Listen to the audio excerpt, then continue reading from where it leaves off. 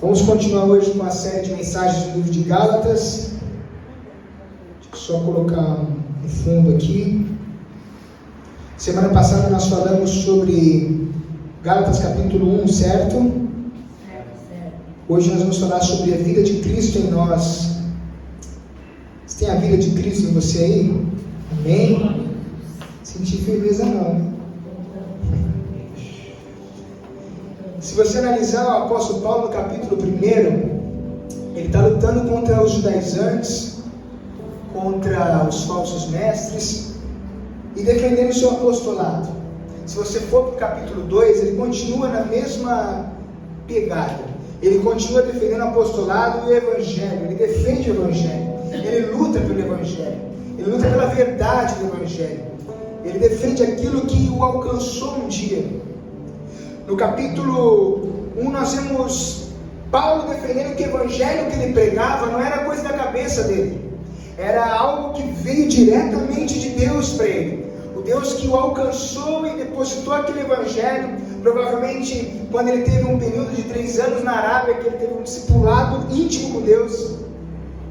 E aí ele está mostrando que o evangelho que ele prega não é diferente dos apóstolos que viveram com Cristo. Em Atos 15, se você analisar, você vai perceber que Paulo estava ali em um concílio em Jerusalém com os outros demais apóstolos. Ali eles estão discutindo sobre o que Paulo estava pregando e eles validam o que Paulo prega. Eles dizem, é isso mesmo, teoricamente nós pregamos sobre isso, nós falamos sobre a graça. Por isso que Paulo começa o capítulo 2 dizendo, há 14 anos atrás eu fui lá. Paulo não caiu de paraquedas, Paulo não foi a obra do acaso, Paulo não surgiu com as suas ideias ou sua filosofia que veio do nada, não. Ele surgiu com o evangelho e colocou o evangelho dele à prova. Ele colocou a mensagem que ele pregava para os apóstolos analisarem e dizerem, realmente o evangelho que você está pregando é de fato o evangelho de Cristo. Se você analisar o capítulo 2, Paulo ele confronta Pedro. Ele diz para os Gálatas, e eu confrontei, teoricamente, Pedro era uma coisa com os gentios, quando os judeus chegaram ele mudou, e eu confrontei eles, por que antes você comia com nós, comia com todo mundo, se relacionava com todo mundo? Isso eu digo de mim mesmo, estou parafraseando o que Paulo disse, e agora que chega os circuncidados, os judeus, você muda. O que Paulo está querendo dizer com isso? Que independente se é judeu, se é gentil, nós permaneceremos os mesmos. Nós não podemos usar máscaras. E ele não faz isso para diminuir Pedro. Ele só faz isso para mostrar que o evangelho de Deus não é um evangelho que se molda a tipo de pessoas. O pregador não se molda ao público. Como isso? Eu não posso mudar o meu estilo ao verdadeiro evangelho para que os outros aceitem o evangelho. O evangelho é isso, pronto e acabou. Não cabe a mim tentar convencer você do verdadeiro evangelho. Quem faz isso é o Espírito Santo de Deus. O grande problema é que nós tentamos fazer com que as pessoas aceitem o evangelho de qualquer maneira, sendo que quem faz isso é o Espírito Santo. Nós sabemos que Pedro foi chamado para pregar para os judeus e Paulo para os gentios. Então quando Pedro pregava para os judeus, Paulo pregava para os gentios. Eles pregavam a mesma mensagem, com estilos diferentes, e o Deus era o mesmo. Viver para Deus é viver por meio da fé. Eu não tenho como viver com Deus sem a fé. Eu só vivo por Deus mediante a fé. Andar com Deus e acreditar que Deus está em mim é mediante a fé. Por quê? Não tem como você provar. Me prova que Deus está aí com você. É fé. Eu gosto muito do que Hernandes Dias Lopes diz, que tem que ter muito mais fé para ser ateu do que para ser crente. E é verdade. Se acreditar que o mundo surgiu com uma explosão, é muita fé. Mas acreditar que existe um Deus que é criador de todas as coisas, que o poder da palavra dele criou tudo que há. E João diz, se não fosse por ele, nada do que se tem seria feito. É fé. Nós acreditamos que Deus está conosco por causa da fé. Paulo está ensinando aos Gálatas, é pela fé. Nós somos justificados pela fé. Você não é justificado pelas suas obras, você não é justificado pelo seu dízimo, você não é justificado pelo seu talento, você é justificado simplesmente por causa da fé. Faz parte também dos 5 solas, sola fide, sola fé, somente a fé e nada mais. Viver com Deus é caminhar por essa fé, e justificados pela fé na Bíblia, quer dizer que nunca mais seremos declarados culpados diante de Deus. Então, se Cristo me justificou diante de Deus, eu nunca mais serei culpado, porque Cristo assim o fez no alto do madeiro. Logo, a vida que Paulo vivia não era mais dele, era a vida de Deus. E se eu vivo a vida de Deus, eu a vivo pela fé, pois ele sabia que um dia fora, e ele sabia que encontrou ele no caminho. Ele assume, teoricamente, eu era um rapaz antigamente, hoje eu não sou mais, não tem como eu dizer que Cristo não vive em mim. O Hernandes Dias Lopes classifica Paulo como um touro, antes de aceitar a Cristo, antes de ser convertido a Cristo. Mas o Cristo domou, Cristo o colocou no seu devido lugar. E aí agora você olha um Paulo que antigamente perseguia, agora está dizendo, eu vivo por esse Cristo, eu sou justificado por ele, eu não preciso de nada mais do que esse Cristo. Paulo preferia lutar teologicamente contra todos do que regredir na lei.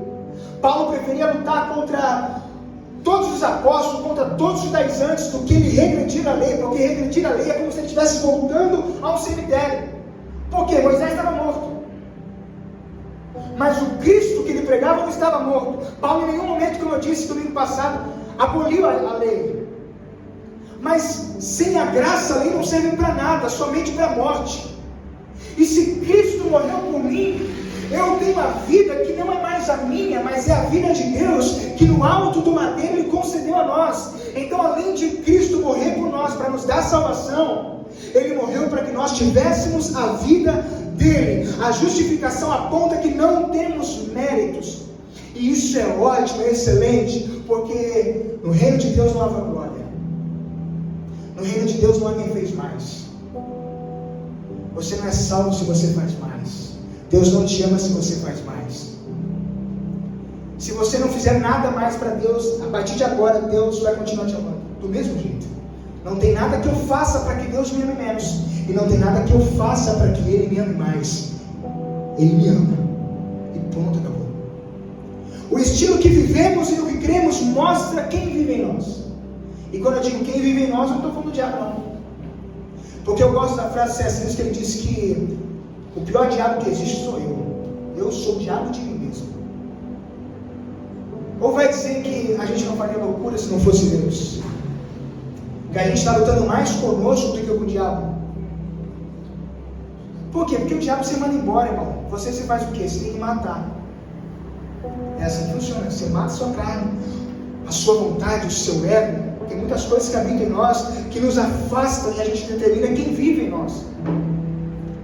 Eu quero meditar com você no texto de Gálatas, capítulo 2, verso 20. Abra sua Bíblia aí comigo.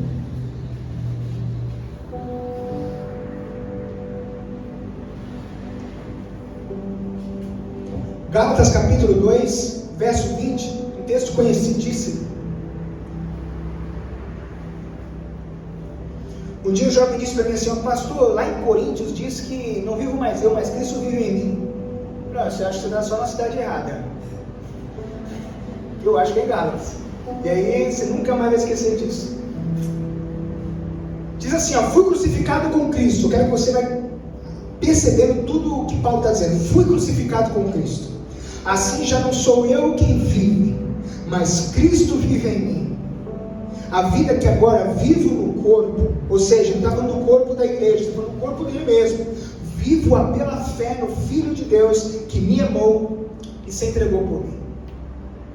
Esse texto me ensina 3 lições. Primeira lição: viver para Deus é ser crucificado com Cristo. Não existe evangelho sem cruz. E não existe só passar pela cruz. Eu tenho que ser crucificado por ela. Não estou dizendo que você tem que sair daqui Não, você tem que passar pela cruz, onde você nega a si mesmo, onde você mata a sua carne, onde você mata a sua vontade. Porque o homem, ele é tendencioso a viver no pecado e para o pecado. O grande dilema não é que eu vivo no pecado, é que eu vivo para o pecado. Se não for a santificação de Deus, nós vamos viver nesse ciclo, no e para. A motivação é sempre a mesma. O homem no tempo do fim, ele é motivado para e viver no pecado. Mas Paulo sempre está apontando a cruz. Por que ele aponta a cruz? Porque ele sabe que não existe graça sem cruz. Ele não existe seguir a Cristo sem cruz. Por quê? Porque Jesus disse isso. Lá em Lucas 9, 23, Jesus disse a todos: se alguém quiser me acompanhar, negue a si mesmo, tome diariamente a sua cruz e siga-me. Eu não tomo minha cruz uma vez por mês. Eu tomo minha cruz diariamente. E aí tem gente que diz: pastor, minha cruz é minha sogra. Não é sua sogra. Está longe de ser ela. Pastor, minha cruz é a doença. Não é a doença. A minha cruz é o meu pecado, que eu tenho que matar todos os dias. É onde eu tenho que passar e dizer: Senhor, Mateus precisa ser crucificado contigo. Porque quando eu sou crucificado com Cristo, é como igual uma árvore que ela está plantada com suas raízes bem profundas na terra. Ali ela cria vida, ali ela cria força, ali ela cria energia. É a mesma coisa nós, quando nós estamos crucificados com Cristo. É como se nós estivéssemos conectados em nosso lugar de origem, no lugar onde Cristo está, onde Ele gera vida, onde Ele traz a consciência das nossas falhas, das nossas transgressões e de quem nós somos. Porque é só Cristo que faz isso. Quem aqui já foi confrontado por um amigo? Diga amém. Não dá raiva? E quando Cristo faz isso? A consciência apontando. E aí a gente não fica brigando com Cristo. A gente briga com a amiga, a gente discute: não, você está maluco, eu não sou isso, eu sou isso. Não, você está errado. Não, você está viajando, você está sendo um herege. Quer deixar um teólogo louco, fala que ele é herege. Você ganhou a discussão. Você está aí, você é maluco. Mas com Cristo não. Porque Cristo vê o que ninguém vê. Então quando Ele nos aponta no nosso inconsciente, é como se Ele estivesse dizendo: Mateus, você não consegue se esconder de mim. Você precisa crucificar o que eu estou te apontando. Aí logo nós entendemos, toda vez que Paulo diz que sofrer com, morrer com, ser crucificado com, ser sepultado com, ser ressuscitado com, tornar-se vivo com, ser glorificado com, ser co-herdeiro com e reinar com. É sempre apontando Cristo. Eu morro com Cristo, eu sofro com Cristo, sou crucificado com Cristo, sou co-herdeiro com Cristo e vou reinar com Cristo. Independente do estágio que ele esteja vivendo, sempre estou com Cristo, porque eu estou fixo nele, eu estou enraizado nele, eu estou crucificado com ele. Morto sente dor? Não sente. Porque a gente sente muita dor ainda quando alguém fala da gente, porque a gente está vivo demais. Porque a gente quer ser vingado de quem falou da gente, porque a gente está vivo demais. Porque se a gente estiver crucificado com Cristo, a gente não se preocupa mais com o que fala. Pastor, mas me fizeram tanto mal. Se você estiver crucificado com Cristo, não importa. Porque você está sofrendo com Cristo. Você vai morrer com Cristo. E você vai ressuscitar com Cristo.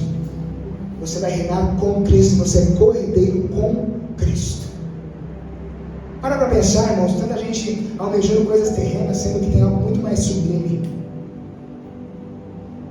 Aí talvez você está pensando no texto, né, que o olho não viu, o coração não sentiu. Não é esse texto, ele reverte a Cristo. Porque os romanos não viram Cristo ressurreto.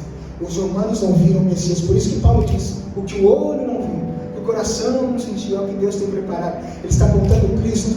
Por isso quando alguém diz assim: o melhor de Deus está por vir, eu não creio, porque o melhor de Deus já veio. Está em mim, está em você. Nós estamos sofrendo com Ele, estamos sofrendo por Ele, nós estamos sofrendo pelo Evangelho que nós vamos defender nesse mundo que está dificultando. Estar crucificado aponta a comunhão com Ele. A nossa comunhão que é comida, é bebida, é festa. A comunhão com Cristo é cruz. Por isso que ninguém prega sobre o Evangelho de cruz, Porque a cruz você tem que matar a sua pior versão, mas a sua pior versão é que mais te satisfaz. Porque a sua pior versão é Deus olhando e tendo nojo dos nossos pecados, mas a sua pior versão te satisfaz, te deixa com a sua cara lá em cima, te deixa com o seu ego lá em cima. E essa comunhão é tão grande que ela nos aponta e nos leva a nos tornarmos um com Ele. O grande caminho que nós temos que percorrer é um dia chegar no estágio, igual quando Cristo foi ser entregue por Judas. Eu tenho que beijar Ele. Vocês não vão saber quem é, porque todos eles se parecem. Será que nós nos parecemos com Ele? Será que nós nos tornamos um com Ele? Quando eu sou crucificado, eu estou assumindo que a vida que eu vivo não tem sentido sem a vida dele. A sua vida não tem sentido sem a vida de Deus. Morrer para si é o caminho para viver para Ele. Essa noite não é um convite para você viver. Essa noite é um convite para você morrer. É óbvio que eu sei que essa mensagem não nota igreja. Não dá muito like. Mas é a mensagem dos últimos dias. Porque muitos estão convidando você para viver uma vida extraordinária. Muitos estão convidando para você viver a melhor fase da sua vida. Você é contra isso? Claro que não, você tem que viver mesmo. Mas o Evangelho de Cristo é convidativo à cruz, a você morrer. Segunda lição: viver para Deus é quando Cristo vive no homem. Como eu sei que eu estou vivendo para Deus? Porque Cristo vive em mim. Quando Cristo vive no homem, é o próprio Cristo que impulsiona e te dá força. É o próprio Cristo que não permite que você retroceda. Porque Paulo sabia que Cristo vivia nele. Porque ele não retrocedeu diante dos apóstolos. Ele não retrocedeu diante de Pedro. Ele não retrocedeu diante de todos. Ele continuou pregando o Evangelho da verdade. Ele não teve medo do sistema. Ele não mudou por causa da prisão, por causa das chicotadas. Ele não mudou por causa de nada. Ele não mudou quando ele foi apedrejado, apedado como morto. E por um milagre ele viveu. Não tem como a gente não dizer que era Cristo que vivia nele. Porque ele tinha muito mais motivos para parar do que para prosseguir. A parte negativa de poder viver para Deus, eu vou te apontar. A parte negativa de você viver para Deus é que você não vai conseguir mais viver para si mesmo. Talvez seja ruim para você. E aí, pastor, tem problema? Claro que não. Você pode viver para si. Eu não sei se eu já disse aqui, mas um dia uma pessoa disse assim, né? Ah, pastor, não gosto de negócio de igreja, tem muita fofoca, hipocrisia, isso aqui. Mas a verdade é que no céu não existe essas coisas. Então, enquanto tem aqui, no céu não vai ter essas coisas. Porque no céu é santidade, no céu é louvor, é adoração a Deus. É comes e bebes. Isso é meio viking, né? Mas vai estar lá. Se a Bíblia diz que vai ceiar conosco, não. Crente não tem ceia sem comida. Se Jesus comeu antes de morrer, não é possível que ele vai receber a gente pelo menos com um pratinho de cuscuz, né, Clarice? A parte negativa é que eu não vivo mais para mim. As minhas vontades não têm mais força. Os meus desejos não têm mais forças. Os meus pensamentos não têm mais força. Os meus sonhos não importam mais. A parte positiva é que quando Cristo vive em mim, é que eu vivo para a glória dele mediante a vontade dele. E aí eu te digo, viver mediante a vontade de Deus é bom, é perfeito e é agradável, mas é na contramão da nossa. Por isso que é difícil. A gente não pode criar a ilusão de que, mas a viver a vontade de Deus boa, perfeita e agradável é sensacional. Ela é boa, ela é perfeita, ela é agradável, mas ela é difícil. Por que ela é difícil? Ela é difícil porque vai na contramão da minha. Ela vai na contramão da sua.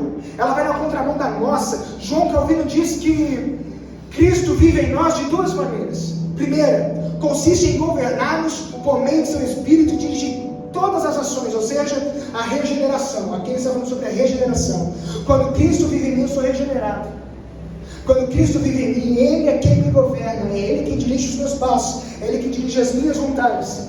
Segundo, nós nos tornamos participantes de sua justiça, de modo que, embora nada possamos fazer por nós, somos aceitos aos olhos de Deus. Então, enquanto a primeira fala sobre regeneração, a segunda fala sobre a justificação pela graça. Como eu sei que Cristo vive em mim, porque eu não tenho mais a minha vontade, a vontade de Deus que prevalece sobre a minha vida. Como eu sei que Cristo vive em mim, é porque eu entendo que eu fui justificado pela graça. Pastor, se eu orar 15 horas por dia, muda alguma coisa? Não. E por que eu oro? Porque tem que orar. Pastor, mas se eu orar 35 horas, existe? Não existe, mas se você orar virado, não existe. 30 horas seguidas. Pastor, isso muda alguma coisa? Deus vai me encher mais. Não muda nada. Claro que nós temos que nos dedicar, nós temos que nos desenvolver, nós temos que nos entregar de verdade. Nós temos que buscar por aquilo que nós acreditamos, mas não é por aquilo que eu faço, é aquilo que Ele já fez. Paulo em Romanos 9 diz, não depende daquele que quer, corre ou se esforça, é Deus que se compadece. Não, a gente pode fazer o que for, se Deus não se compadecer, nada é feito, nada muda. Quando Cristo vive no homem, é o mesmo que governa. Eu te faço uma pergunta, quem tem te governado? São as suas emoções? Seus pensamentos? Suas vontades? Ou é o próprio Deus? Porque quando Cristo me governa, não é um peso, porque é prazer. O salmista diz que meditar na lei do Senhor é prazer. De dia e de noite, servir a Deus é prazer. Eu estou dizendo servir a Deus e não a igreja. Não é uma placa, porque Deus vai além de instituição, Deus vai além da placa MIG. Servir a Deus eu sirvo tanto aqui, quanto em casa, quanto em qualquer outro lugar. Eu sou um servo de Deus 24 horas, e nisso eu tenho prazer. Eu tenho prazer em socorrer alguém, eu tenho prazer em parar para ouvir alguém, eu tenho prazer em orar, eu tenho prazer em meditar nas Escrituras. Faça uma análise de quem governa a sua vida. Se for você que governa, não é Cristo que vive em você. E muitas pessoas vivem uma vida vazia, pois querem preencher os seus vazios com coisas terrenas. Por isso que um monte de gente na igreja é vazio. E não estou dizendo que é vazio de Deus, é vazio de muitas coisas, e não quer preencher esse vazio com Deus. Já sabe mais do que ninguém, a frase que eu mais amo da vida é: todo homem tem um vazio que é do tamanho de Deus. Se é do tamanho de Deus, só quem cabe. Olha o que Eclesiastes diz na parte inicial do seu versículo, capítulo 3 e verso 11. Ele faz tudo apropriado no seu tempo, e também pôs no coração do homem o anseio pela eternidade. Você pode sair daqui e ainda preencher o seu coração com qualquer coisa, mas só o que é eterno preenche. E a Bíblia me aponta que a única coisa que é eterna é Deus.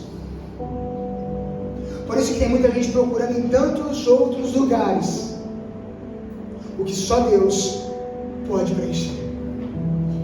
Enquanto o ser humano não entender isso, ele vai continuar repetindo ciclos viciosos e caídos. E aí não adianta a gente ficar orando para Deus ter misericórdia, Deus isso e aquilo, porque eu estou procurando em lugares que só Deus pode me entregar, só Deus pode fazer. Habitar em Deus e Deus habitar em nós é ter a certeza que o nosso coração não vai ser preenchido mais por nada a não ser a presença de Deus. E aí a gente para de procurar em coisas, em sexo, em droga, em isso, em aquilo, em pessoas, o que só Deus pode fazer. Deixa eu te fazer uma pergunta. Se Deus hoje te chamasse para o celibato, como seria? É você e Deus, filho.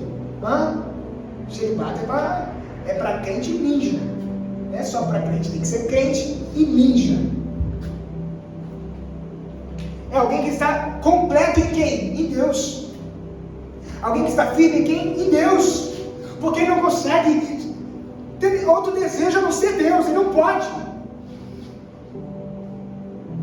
Por que nós tentamos procurar em outras coisas o que é só nós ajoelharmos e pedir para que Ele entre.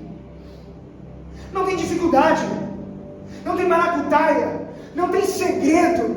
É só você entrar no teu quarto, ajoelhar, fechar tua porta e pedir: Senhor, preencha as lacunas que há em mim, porque o meu coração tem anseio pela eternidade, e até agora eu procurei coisas que são temporais, que vão passar, que escapam pelo dedo, pelo vão do dedo. E quem disse que Deus colocou no coração do homem o anseio pela eternidade foi Salomão, que procurou preencher os vazios dele em mulher, em bebidas, em dinheiro, em fama, em um monte de coisa. E aí ele para pensar, no meu coração essas coisas não vão preencher, porque tudo é vaidade. Vaidade é uma bolha de sabão, ela é bonita por fora, mas qualquer momento ela estoura. É vaidade.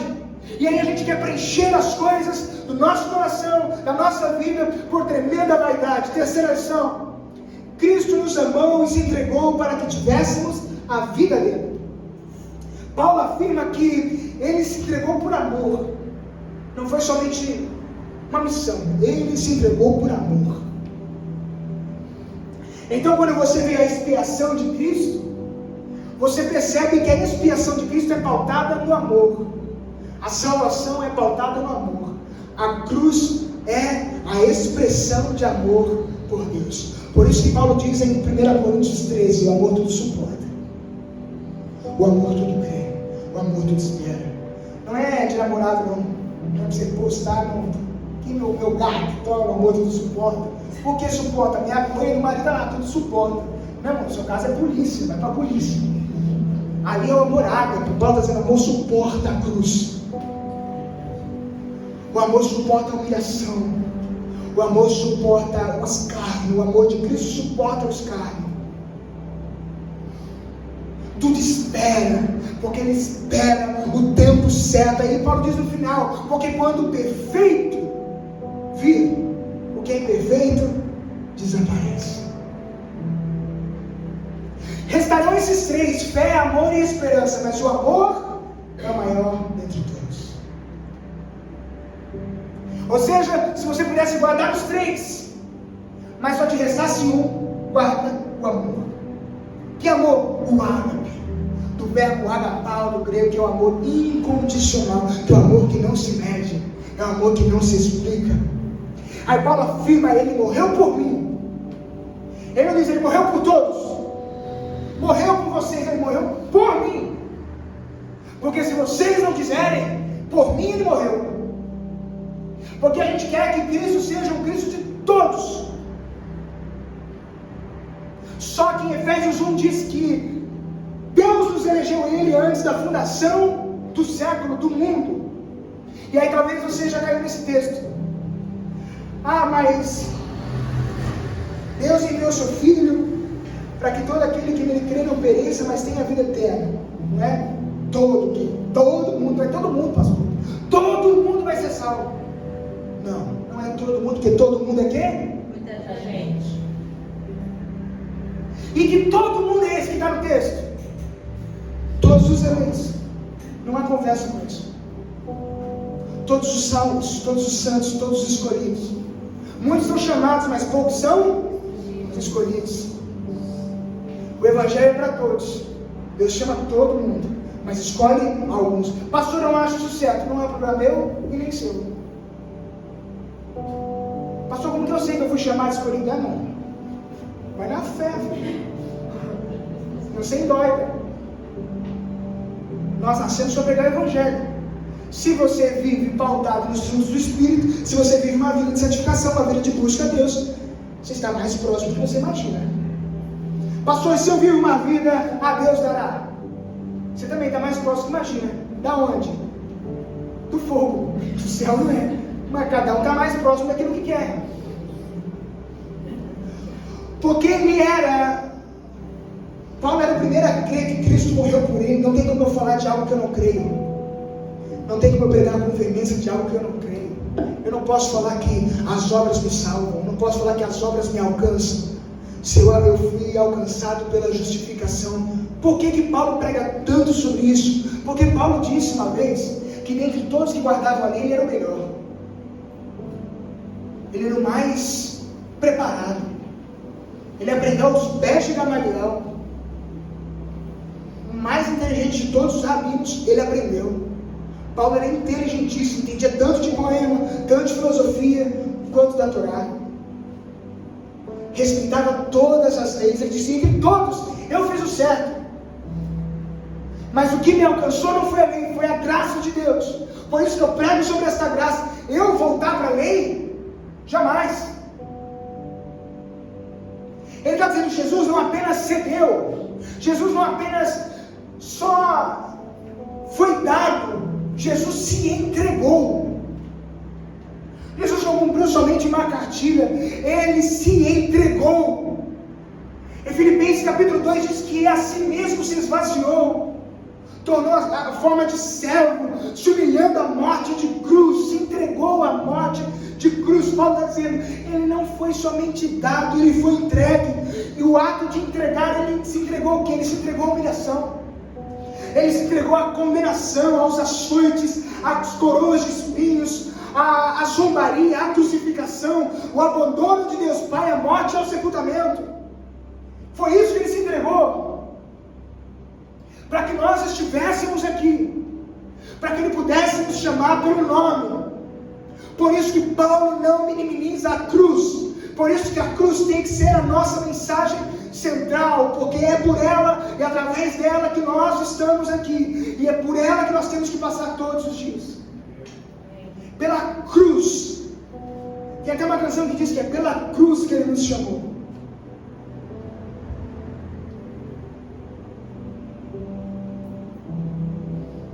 Não podemos desprezar a cruz. A gente não pode desprezar esse ato sublime de Deus, esse ato sublime de Cristo. Você não merece nada, eu não mereço nada, por isso que é graça. Do alto do madeiro ele nos alcançou, do alto do madeiro ele nos amou e nos trouxe a salvação para que hoje vivamos a vida dele. Se a sua vida fosse tão boa, você não estava aqui. Se a sua vida fosse completa, você não pediria para que Deus fizesse algumas coisas. Ou pediria? Não. Se a sua vida fosse intacta sem Deus, você não pediria, olha Jesus, se não for o Senhor. Às vezes tem semana em casa que é difícil, não é? Guerra, é luta para tudo quanto é lado. Aí eu falo para a Vitória, nossa, se com Deus está assim, imagina se não tivesse. Ah, já tinha acabado com tudo. A gente já tinha sucumbido. Só que olha o que Jesus diz em Lucas 9, 24. Pois quem quiser salvar a vida, a perderá. Mas quem perder a vida por minha causa, este a salvará. Olha o que Jesus está dizendo, a sua vida não vale nada. Você está tentando salvar a sua vida. Você está tentando fazer as coisas do seu jeito. Você está tentando viver do seu maneira, da sua maneira. Mas você vai perder a sua vida. Mas se você perder a sua vida por causa do meu evangelho, por causa que você ganhou a minha vida, você encontra a vida. E não é qualquer vida, é a vida eterna. É a vida onde os dias não serão mais contados. É um dia onde nós estaremos face a face com o nosso Senhor. Se não for por meio de Cristo, perderemos a nossa vida. Mas se nós estivermos em Cristo, ganharemos não a nossa vida, mas a vida do Cristo ressurreto. A maioria das vezes estamos dispostos a perder qualquer coisa referente a Cristo, menos a nossa vida. Certa feita Jesus chegou um jovem rico para ele. Ele disse, o que eu tenho que fazer para te seguir? Jesus sabia o que preenchia o coração dele. Jesus disse, você segue os mandamentos? Sigo. Você ama seu pai, sua mãe, como? Faz tudo certinho, faço. Ah, mas tem uma coisa. O quê? Vende tudo que você tem, divide aos pobres e vem. Não, Senhor. Isso jamais. Jamais vou abrir mão daquilo que preenche meu coração. Jesus estava denunciando a riqueza? Não. Jesus estava apontando o que preencheu o coração daquele jovem. A física ensina, isso no Google. A física ensina que dois corpos não podem ocupar o quê? O mesmo espaço. Ou habita eu, ou habita Cristo. Os dois juntos não dá. Ou habita os meus desejos, ou habita a vontade de Deus. Os dois não dá. Por que eu não consigo viver a vida de Cristo, pastor? Porque tem muito de si em ti. Precisa abrir mão de si. Precisa abrir mão de ti. Você precisa ser convencido e entender que a sua vida só tem sentido se for a vida de Deus.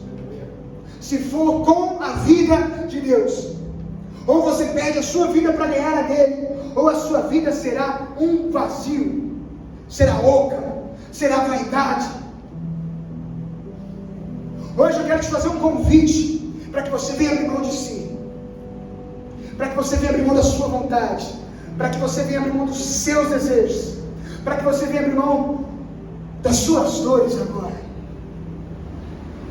Pastor, mas eu não posso voltar atrás. Pode. Pastor, o tamanho do meu orgulho, o tamanho do seu orgulho, é o tamanho que o diabo habita em nós, trabalha em nós. Não tem como a gente servir a Deus orgulhoso, porque o orgulho é a contramão da humildade. E aí, eu não estou te fazendo um convite hoje você ganhar na loteria, ou na trimania, qualquer coisa desse tipo. Eu estou te fazendo um convite para você morrer hoje, para você abrir mão da sua vida, para que você abra mão do si que habita em você, a ponto de você se tornar nós com Cristo e ser um com Ele. E aí você vai poder dizer: a vida que eu vivo hoje, eu vivo por meio de Cristo que habita em mim. Cristo vive em mim. Não importa o que esteja acontecendo, eu sei que Cristo vive em mim. Ele é meu único desejo, Ele é meu único anseio. Porque se Deus colocou no homem um anseio pela eternidade, eu anseio pelo Deus eterno, pelo Cristo eterno, pelo Espírito Santo eterno. É por Ele que nós nos movemos e é por Ele que nós existimos. É só por causa dele. Eu quero convidar você a se colocar de pé no seu lugar, para parecer que está acabando.